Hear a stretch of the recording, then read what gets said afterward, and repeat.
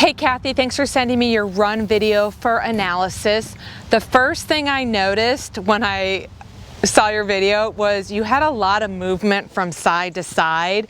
It's almost like when you landed on your left leg, you moved left. When you landed on your right leg, you moved right. So there was a lot of swaying motion. We want to take that side to side motion and put it forward. So the next thing I noticed was you weren't really lifting your feet off the ground very high. So that might have been causing a little bit of that left and right motion. So the first thing I want you to think about is when you're lifting your foot up, I want you to drive your knee forward, and in return, driving your knee forward will help lift your heel up.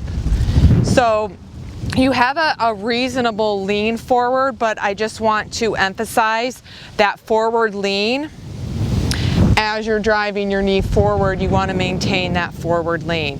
So putting that side to side movement going forward by driving your knee forward. I'm also looking at your foot strike, where your foot strikes the ground in relation to your hips.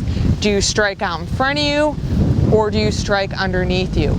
You want to strike as much as you can underneath your center of your gravity, which are your hips, versus landing on your heel and striking out in front of your hips. You have a reasonable cadence, about 80 to 85 1-foot strikes per minute. And you also have a reasonable foot strike underneath your body. I just want that's something to be aware of. Your arm swing, the angle between your wrist, elbow, and shoulder looks good. I want you to think about driving your elbow behind you. And I also want you to be aware of keeping your hands loose and not crossing the center line in front of your body.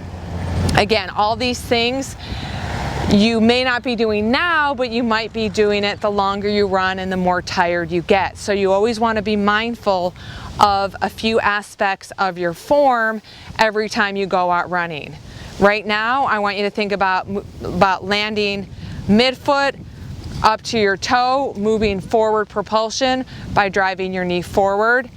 When you change one aspect of your form, that in return changes something else. So I don't want you to do too much too soon.